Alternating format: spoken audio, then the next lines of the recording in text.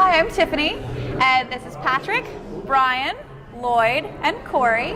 We just got finished playing Kapow at the Cloak and Blaster in Orlando, Florida.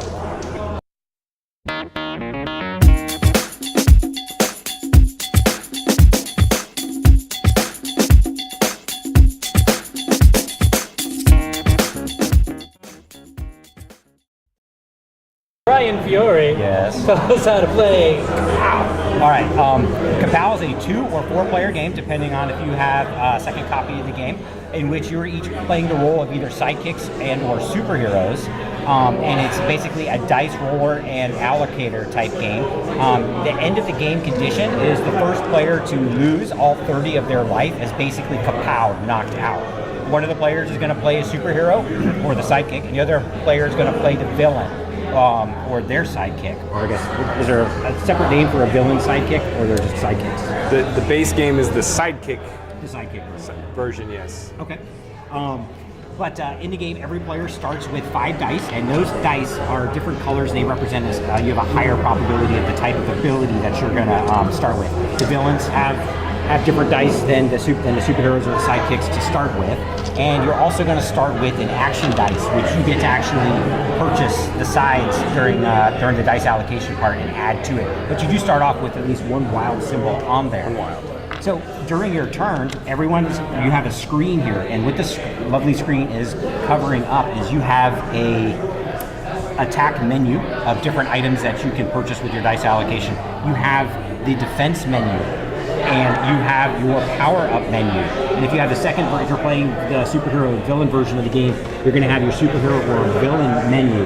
And sometimes that's going to alter the amount of life that you have, and you're also going to have other type of abilities that you can spend. But basically, each player is going to roll their dice with their shields up, and then they're going to decide how they're going to allocate those to either purchase attacks. There's base attacks, there's kicker attacks, and then there's also attack multipliers.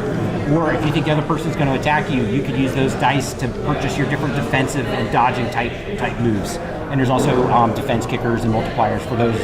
And then you also have your power-ups. If you're not being attacked, if you don't think they're going to be attacking you and you're not going to be attacking them, it's maybe best to build up your character and purchasing the power-ups. Or even in the start of the game, if you're just trying to beef yourself up at the beginning. Oh yeah. It's like getting your engine going, your dice engine. And you can purchase more dice, you can add sides to your action dice, you can purchase more action dice, you can re-roll some of your guys, you can swap things around. Game health. And so once everyone's rolled their dice, the villain is the first one who gets the initiative. You remove your shields and you see what the other person did. And then they're going to launch their attack. You compare it against their defense. They take damage and they move it on their tracker.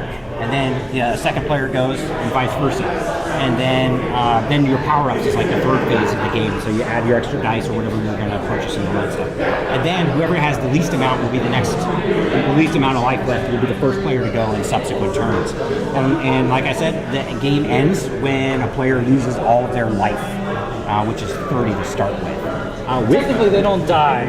Yeah, they're just Knocked out. KO. KO. Kapow. What is the difference between a KO and a Kapow? Do you know? I'll show you later. Nice.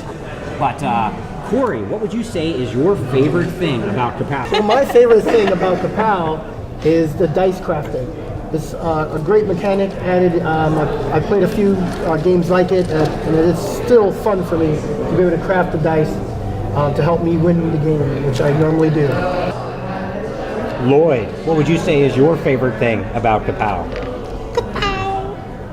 My favorite thing is the theme. I love all things superhero. I'm a superhero nerd.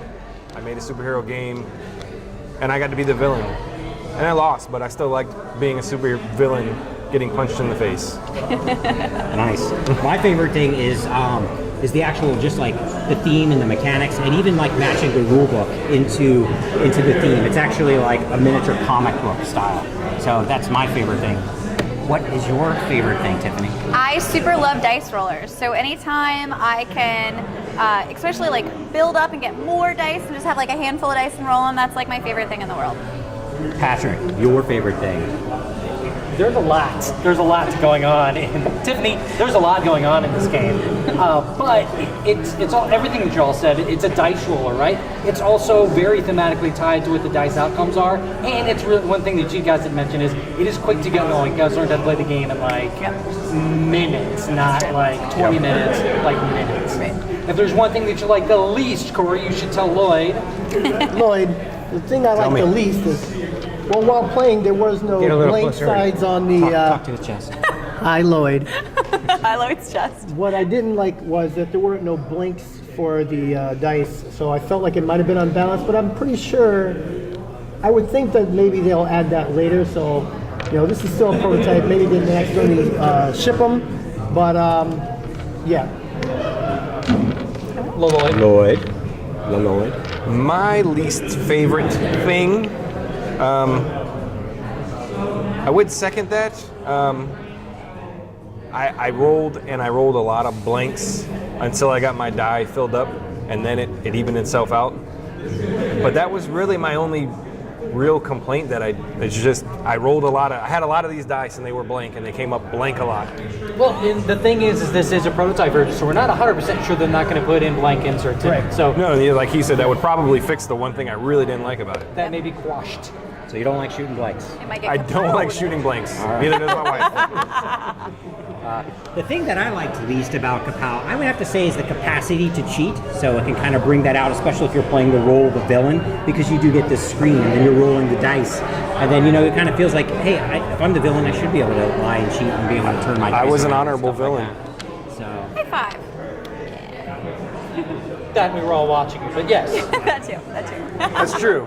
You don't know if I'm lying now. I might have a solution for that. I got to think on that. But what would you say is the thing that you like least? I think the thing that I like least is the fact that if you want to play 4 players, which I really enjoyed the 2-player game when I played it, that was a lot of fun. But if you want to play 4 players, you have to have 2 copies of the game, which I kind of like. I would love to play this with more friends, and I would love to do that without the additional cost. I would love to have more friends, but no one wants to play with me. Oh, I'm sorry. I do. Oh, you have to. You get paid to do that. So I would have to agree with you, Brian. I think that the screen itself, while it's very, very cool, you have to play with somebody you trust. Because otherwise, if I kept rolling bad rolls like Lloyd did, I mean really, really bad rolls, like incredibly bad rolls like Lloyd did, and maybe accidentally pick up a die and place it back down on the wrong face. Wait a minute, I've got it solved. So if I was if I was the villain and I felt inclined to cheat, but we previously arranged in the game, here's the solution how to solve that, right?